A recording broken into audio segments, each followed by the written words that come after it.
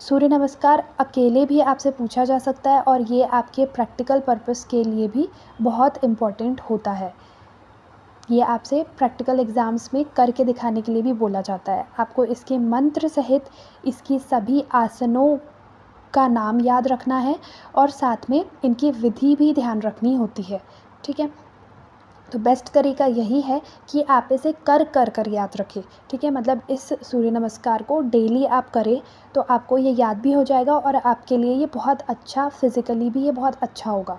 ठीक है, तो इसमें टोटल कितने आसन होते हैं? इसमें टोटल 12 आसन होते हैं, जो कि मंत्र जाप के साथ सूर्योदय के समय नित्य प्रति किए जाते हैं।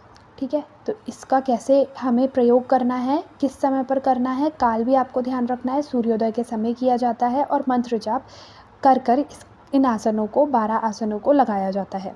आसन की विधि निम्न है। तो पहला है प्रणाम आसन। प्रणाम आसन है वो। ठीक है, तो प्रणाम आसन कैसे होगा? जिस विधि से हम प्रणाम करते हैं दोनों हाथों को जोड़कर, वो सबसे पहला इसमें आसन होता है। क्या विधि है, एक बार हम रीड करते चलते हैं साथ साथ में, ताकि आपको लिखने का भी थोड़ा आइडिया लग जाए। ठीक है, कि कैसे इन्हें, किस लैंग्वेज में इसे लिखना है। विधि: आंखें बंद करके सीधे खड़े हो जाए, पैरों को एक दूसरे से मिलाए, हाथ जोड़कर वक्ष के पास नमस्कार मुद्रा में रखें। मंत्र जाप है ओम मित्राय नमः। ठीक है, तो ये मंत्र जाप करा जाता है इस आसन में। हर आसन का अलग अलग मंत्र जाप होता है। ठीक है, पहला आसन हो गया। यहाँ पर हम देख लेते हैं टोटल, ठीक है, कि क्या पोजीशंस है हर एक आसन की। पहला होता है, नंबरिंग के अकॉर्डिंग देखते चलिए, पहला आसन होता है प्रणाम आसन। इसका प्रभाव किस चीज़ पर पड़ता है ये भी यहाँ पर साथ में बताया जा रहा है। तो अनाहता चक्र पर इसका प्रभाव पड़ता है। अनाहत चक्र कहाँ होता है? आपने षट चक्र पढ़े होंगे, या हाँ, अभी आगे और हम योग में ही षट चक्र भी पढ़ेंगे, तो वहाँ पर हम देखेंगे कि 6 कौन से चक्र होते हैं हमारे शरीर में। सबसे पहला जो होता है वो जो आसन है उसका प्रभाव अनाहत चक्र पर पड़ता है। तो एक बार आप, जब मैं आपको चक्र पढ़ा दूंगी तो उसके बाद में ये और अच्छे से आपको क्लियर हो जाएगा। इसमें रेचक क्रिया करी जाती है। रेचक में क्या होता है? रेचक में सांस छोड़ी जाती है। ठीक है, पूरक में सांस ली जाती है। तो इस तरीके से रेचक पूरक और कुंभक भी कहीं कहीं पर बताया जा रहा है। पहले हम केवल नाम और उनकी विधि पढ़ लेते हैं, फिर एट दी एंड हम इस डायग्राम को देख लेंगे। ठीक है, जिससे कि आपको पूरा क्लियर हो जाएगा। एक बार विधि सबकी जान लेते हैं पहले। दूसरा आसन होता है हस्त उत्थासन। ठीक है, तो यहाँ पर हाथ को उठाया जाता है। ठीक है, इस विधि में देखिए दूसरे नंबर पर,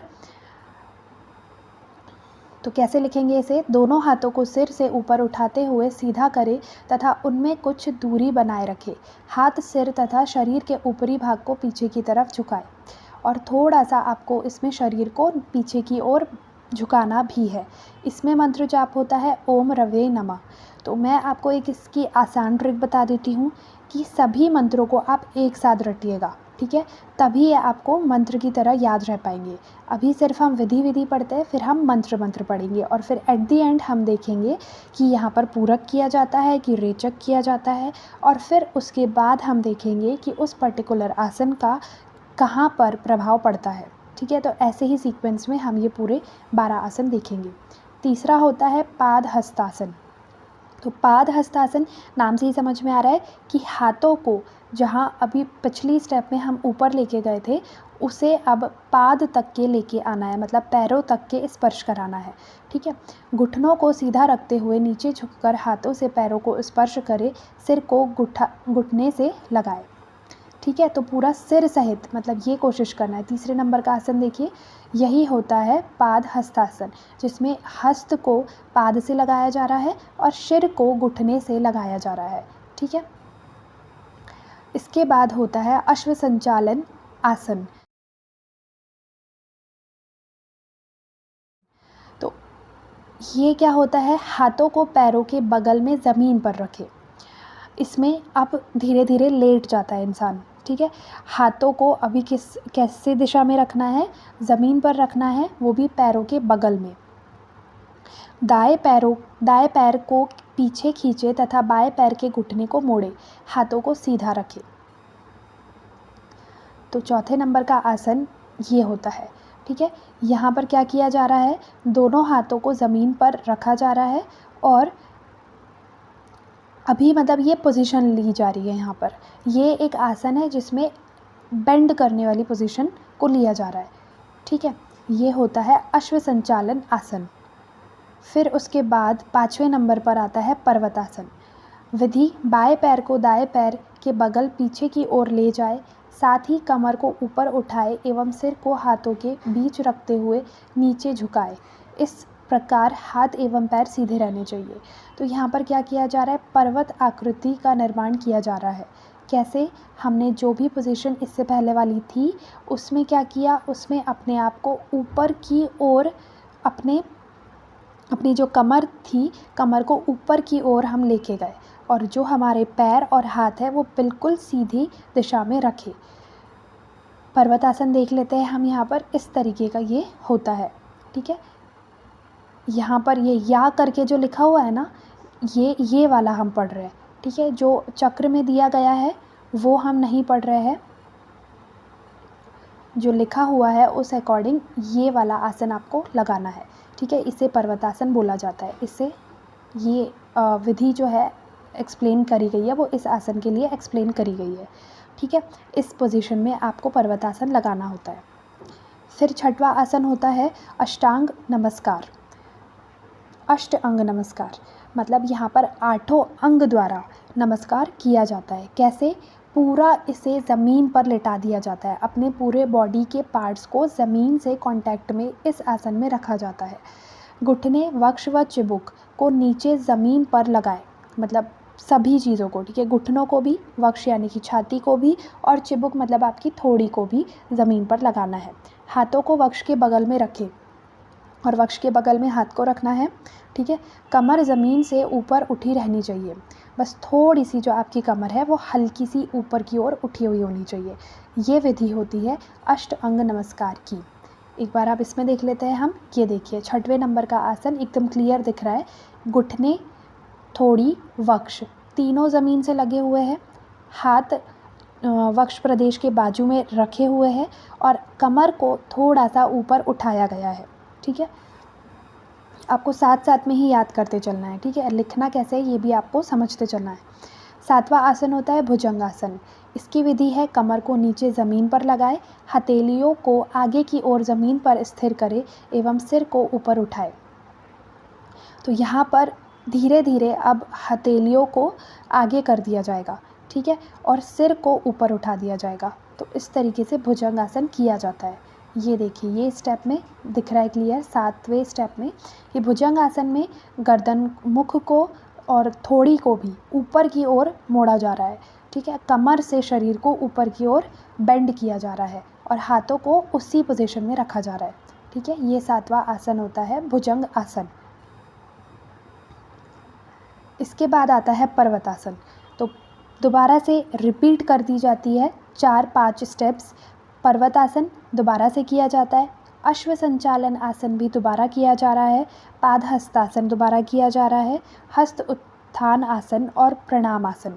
ठीक है, तो आपको कितनी स्टेप्स रिपीट हो रही है ये भी याद रखना होगा। ये भी पूछा जाता है एमसीक्यू में कि योग में, सूर्य नमस्कार में बताई गई 12 स्टेप्स में से कौन सी स्टेप 2 बार करी जाती है, कौन से आसन 2 बार करे जाते हैं। तो ये 5 के नाम आपको पता होना चाहिए। ठीक है, अब इनमें पूरा ये जो सर्कल है अब हम यहाँ पर देख लेते हैं। पहले हम पढ़ लेते हैं कि मंत्र जाप कौन से करने हैं किस आसन में। तो सबसे पहला मंत्र जाप है ओम मित्राय नमः।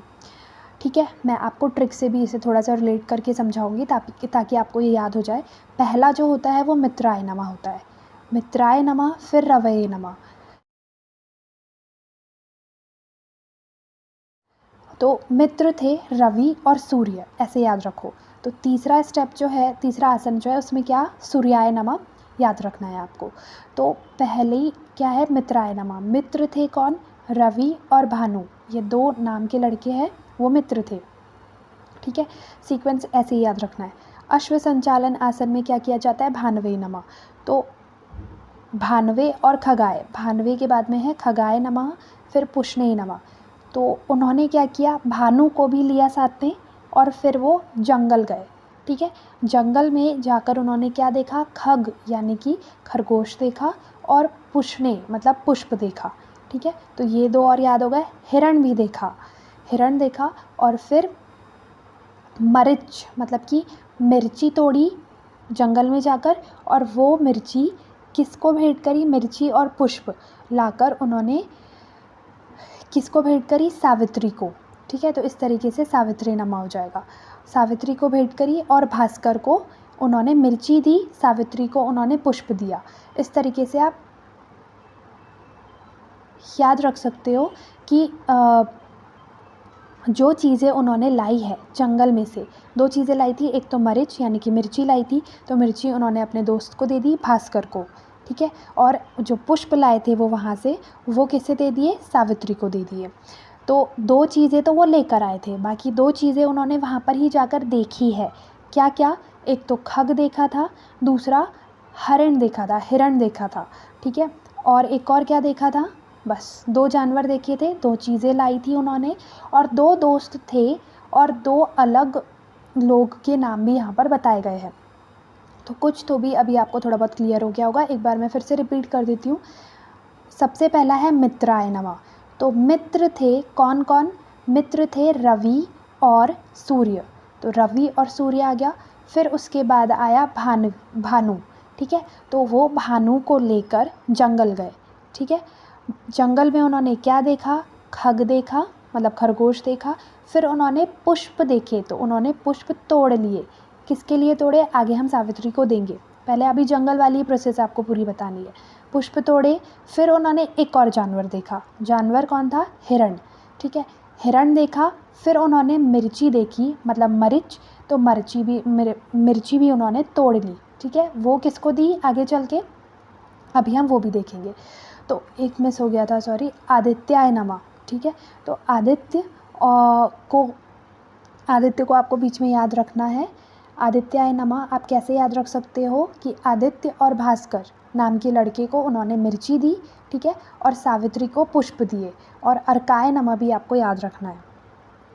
ठीक है, अर्क भी उन्होंने तोड़ा, अर्क तोड़ा, अर्क मदार को कहते हैं, और अर्क उन्होंने भास्कर को दे दिया, ऐसे याद रख सकते हो। मिर्ची उन्होंने आदित्य को दे दी। ठीक है, तो ये कंप्लीट हो जाएगा फिर अपना कि एक चीज़ पर इंडिविजुअल उन्होंने बांटी फिर जाकर।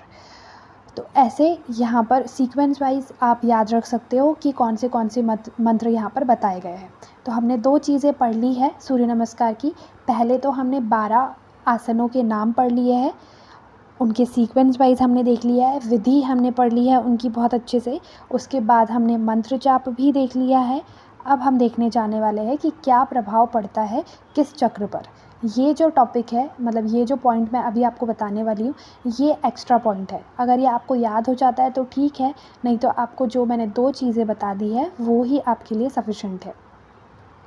तो पहला चक्र का प्रभाव, पहले आसन का प्रभाव पड़ता है अनाहत चक्र पे, दूसरे का प्रभाव पड़ता है विशुद्ध चक्र पे। जब आप षट चक्र पढ़ोगे ना तो आपको पोजीशन के अकॉर्डिंग वैसे ही ये सब रिलेट करते बन जाएगा। ठीक है, अभी आपको टफ लगेगा, बाद में ही नहीं लगेगा। तीसरा आसन जो है उसका प्रभाव पड़ता है मूलाधार चक्र पर, मतलब जो नाभि में होता है। ठीक है, और चौथे का प्रभाव पड़ता है आग्नेय चक्र पर। ठीक है, पांचवें का प्रभाव पड़ता है अगेन विशुद्ध चक्र पर, छठवें का प्रभाव पड़ता है स्व अधिष्ठान, ठीक है, उस पर, और सातवें का मूलाधार पर पड़ता है अगेन, मतलब नाभि पर ज़्यादा आसन केंद्रित है क्योंकि नाभि में ही हमारी बॉडी की एनर्जी होती है ना। विशुद्ध चक्र पर दोबारा पड़ रहा है, फिर नौवें का प्रभाव पड़ रहा है, फिर ये तो रिपीट हो जाते हैं ना यहाँ से, तो उनका प्रभाव भी फिर उसी अकॉर्डिंग रिपीट हो जाएगा। तो इस तरीके से हमने सूर्य नमस्कार पूरा पढ़ लिया है। इससे लाभ क्या प्राप्त होते हैं ये भी हमें देखना है, ये आपको याद भी रखना है। संपूर्ण शरीर की मांसपेशियों में दृढ़ता आ जाती है क्योंकि इसका इफ़ेक्ट पूरी बॉडी पर होता है। पूरी बॉडी में सबसे अच्छा इफ़ेक्ट क्या होता है योग का, मांसपेशियाँ दृढ़ हो जाती है। दूसरा, अग्नि प्रदीप्त हो जाती है, मन प्रसन्न होता है, सभी षटचक्र प्रेरित होते हैं। अभी हमने देखा कि षटचक्रों पर प्रभाव पड़ता है। जोड़ों यानी कि संधियों में लचीलापन लाता है, रीढ़ की हड्डी में स्थिरता लाता है और संपूर्ण शरीर का विकास होता है। तो इतने इससे लाभ प्राप्त होते हैं।